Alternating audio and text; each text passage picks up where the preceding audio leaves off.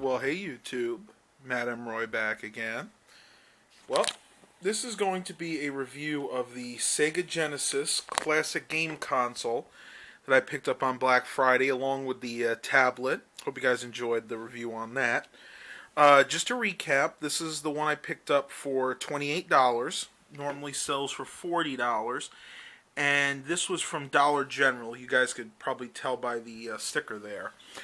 This is also sold at a few other locations, including Rite Aid, and I actually saw one of these in a Walgreens as well. So I'm not sure exactly how many places sell these, but originally I thought it was just Dollar General because I bought this over here 2 years ago, and this is basically the miniature version of that. This is the handheld version.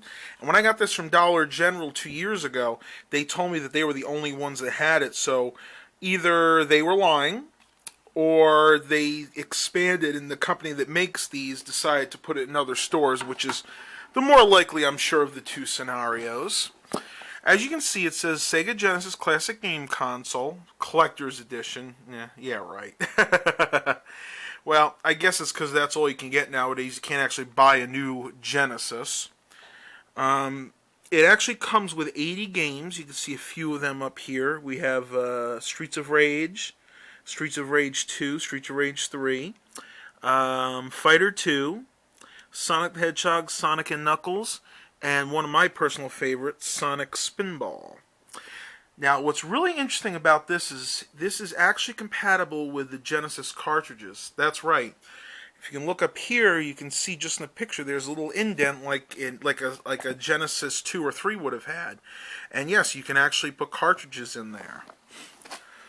Turning to the side here, it says the package contains the classic wireless game console. That's kind of interesting because the game console itself is not wireless. The remotes are wireless, so a little bit of false advertising there. 80 built-in games, 2 wireless controllers, the AC adapter, and the instruction manual. And as you can see, they call this the plug-and-play, plug-into TV because it literally just plugs into your composite inputs. Pretty much the same thing there. On the back, it pretty much lists every single game that's on here. And I'm not going to go through every game. You guys can look it up on the internet if you want to know every single game that comes with it. But it comes with a few of my favorites. Echo Jr. I liked. Echo the Dolphin. Dr. Robotnik's Mean Bean Machine was fun. And here are the Sonics it comes with. Again, the Sonic and Knuckles, Sonic Spinball, Sonic 1, 2, and Sonic 3D Blast. Oddly enough, these don't come with Sonic 3, which was not reviewed very well in its day, but is still one of my favorite of the Sonic games. So let's go ahead and open this bad boy up. And as soon as you open it, what's that? Oh my god. Check this out, guys. Somebody put a SanDisk 32 gigabyte micro SD card in here. I wonder how that happened. Looks like it's been opened. You can see the adapter there. What does that say? Oh, never mind. That's just a 4 gig card. Junk. I stuck that in there, guys. When I was heading home, I was low on space, so I decided to just play a little prank on everybody. First thing we have here is the Sega Genesis manual. This is from @Games. You guys can read that. There's the website if you want to maybe order one of these or learn more about the company. Doesn't really tell you too much. It explains the console and what all the buttons do. Here's the controllers. And you guys can go through these online, so I'm not going to spend a whole lot of time. And then it lists all the games. And what's really nice, though, is it tells you how all the controls work for different games, like Alex the Kid. Shows the A key is the jump up and kick, the B is the attack by fist, and the C is the jump up and kick. And I think it goes through every one of these games. Yeah. So that's kind of interesting. A nice documentation for people that don't know how to play this system. Which probably most of us do, because I know this is one system that I grew up with.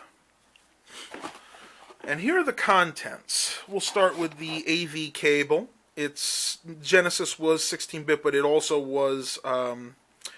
this is actually interesting because, as far as I know, all the Genesis actually outputted in stereo.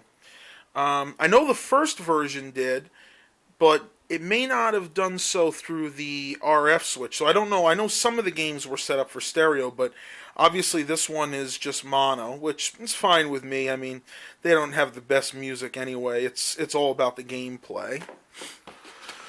Here is the AC adapter. See if it'll focus on that. I doubt it will. It is a Sony, of course. Focus. There we go. It is a 5-volt adapter. Pretty common for these systems. Then we get to the two controllers. I like the way they're designed. They're actually very well made for aftermarket controllers. To be honest with you, they actually remind me more of the Sega Saturn controllers than a Genesis controller. I remember this kind of design being for the Sega Saturn. Not complaining though, they're very comfortable to hold. And again, they are wireless. The one negative is, I don't know why they do this. You see this little hole right here, and if my camera will focus, you guys can probably see it better. That's actually a tiny Phillips head screw, and you have to remove that to get the battery cover off.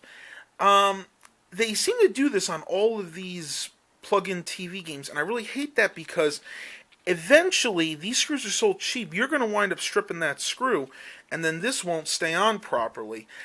I don't understand why they just can't make it like a regular remote control where there's no screw and it just clips underneath properly. So that's one of my beefs with these, but you know what? I'll get over it. And of course the other controllers exactly the same. Now we get to the system itself.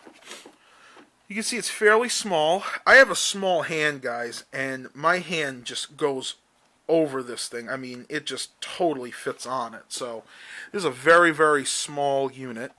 In here is where the cartridges would go. I'm going to demonstrate this, but I don't have any Genesis cartridges handy. I'm not even sure I still own one, to be honest with you. So what we're going to do is demonstrating the internal games. But if you have a cartridge, you should be able to just put it in there and push the on button, and you're good to go. This is not a reset like on the old ones. Well, it might be when the cartridge is being used, but if you're playing the internal games, you push this button to get back to the menu. But interestingly enough, you can also do that with the controllers here. If you push that menu button, it'll do the same thing as this. And it'll take you out of whatever game you're playing and bring you back to the main menu. But be cautious, you will lose your gameplay, because as far as I know, none of these games can actually be saved. On the front here, you have Player 1, Player 2 controllers, and these are for the old Genesis controllers. So yes, not only can you use the wireless controllers, but you can use the old Sega controllers. Now, the only drawback to that is I don't believe it's a 4-player deal. Like, you have to use either the wireless controllers or the original Genesis controls. You can't use both at once. On the bottom of this, it just says Sega Genesis Classic Game Console, manufactured by Hentat Technology Limited. You can read the rest of that. You can just pause the video. And then the back is extremely basic. You have your audio, video, composite cables, and then your power in. And I must have read that wrong. I thought it said 5 volts on the adapter, but it's actually a 9-volt adapter. It was very, very small.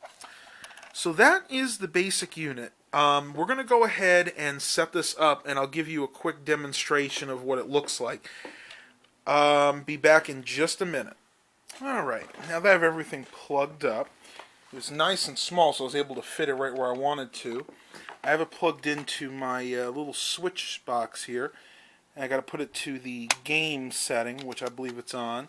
It was a little hard. I had to fiddle around and find a plug for it, but you can see that red light blinking back there. I don't know if the camera will get it, but that's the actual power adapter for this itself. So, without further ado, I'm going to turn my TV on here, and we'll go ahead and power this up. Now, it should auto source if I have it in the right one, and I do. And there you go. This is now working.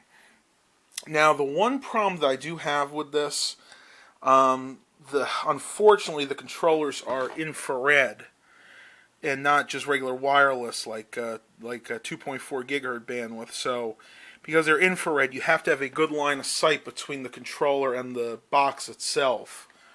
But as you can see, it is working, but watch what happens when I move the controller out of the way. See? I have to have it down and facing it, so that's a little bit of a pain. But you can see we have a whole bunch of different games here. And I'll show you one real quick. Let's see, what do we want to play? Let's play Space Hunter. So to start a game, you just go to it, select it, and then hit the start button. Actually, I'm supposed to.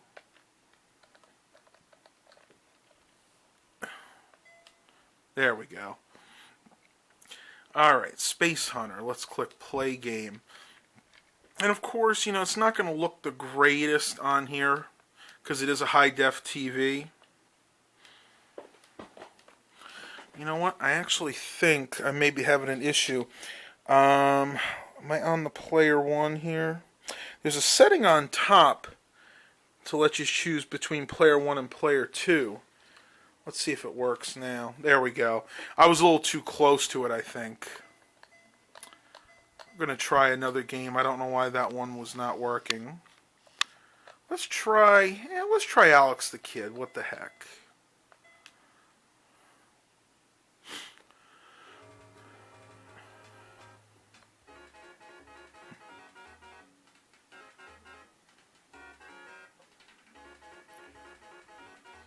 I always love that intro. In the Enchanted Castle. Hit start.